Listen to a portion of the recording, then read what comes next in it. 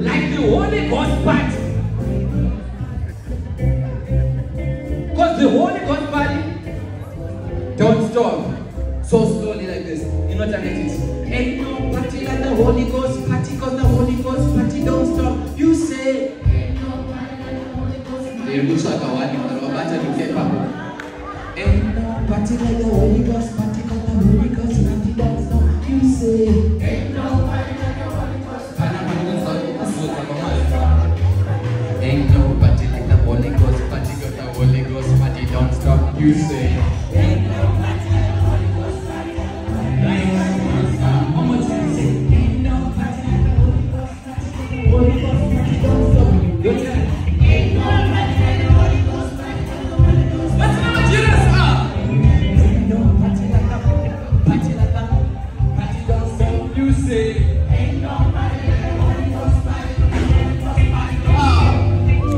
Ain't no party like the Holy Ghost party, because the Holy Ghost party don't stop. You say, ain't no party like the Holy Ghost party, because the Holy Ghost party don't stop. Ain't no party like the Holy Ghost party, because the Holy Ghost party don't stop. You say, ain't no party like the Holy Ghost party, because the Holy Ghost party don't stop. Everybody say,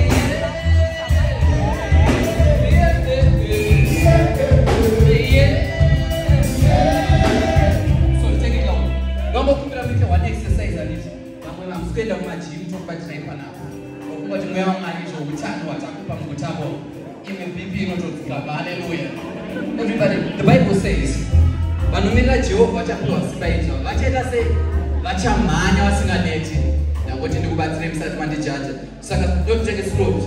What you give them a run, give them a run, give them a run for Jesus Christ. Give them a run, give them a run, give them change go change attitude. Hey, give them a run. So I'm going to slowly go and touch you. And the moon knows everybody. Give them a run, give them a run, give them a run for Jesus Christ.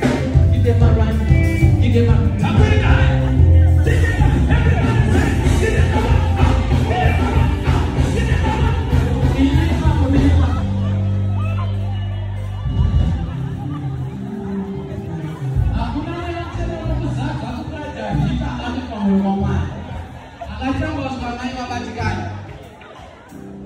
Lord, we are going to Jehovah.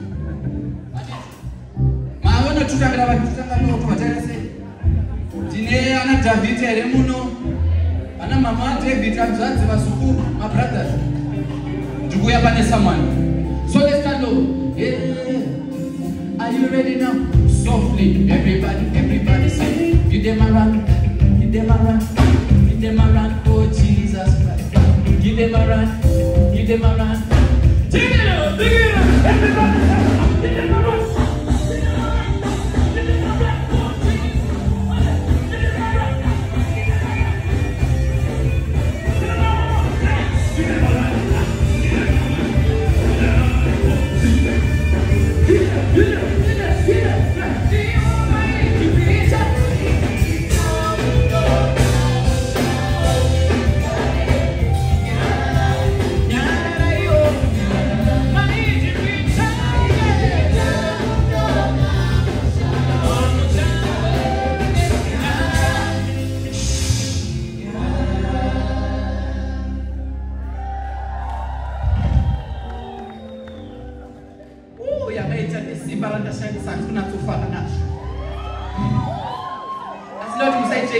Jehovah. Marana tsike kuti manje kuti celebrate mashingo asati awa. Zvinoma umiro tigeze mari yazokwana tozopembera. Tofana topembera kuradza muvengi kuti takatowina nechekare. Zvino muchandiregera ndaona mamuno munana mune mabishop amari ndokuremekedzai na mama na tete vangu na hanzvadzi nakomba. Nikabuda muno sina kuvatsenurirawo kanenge kandoitirawo ivo hazvina tsoiti.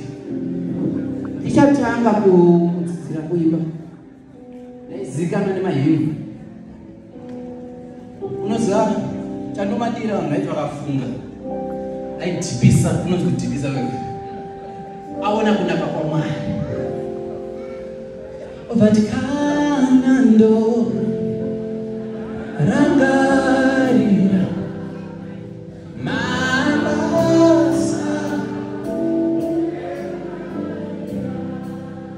kana ndo rangarira mabasa epanika iyo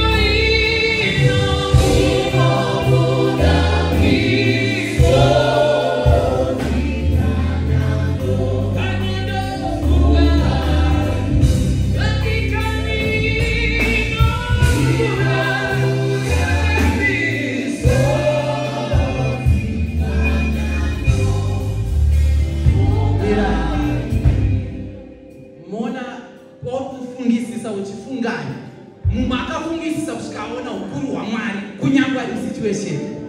Ndio tungoita kupinda kuzuna nitore.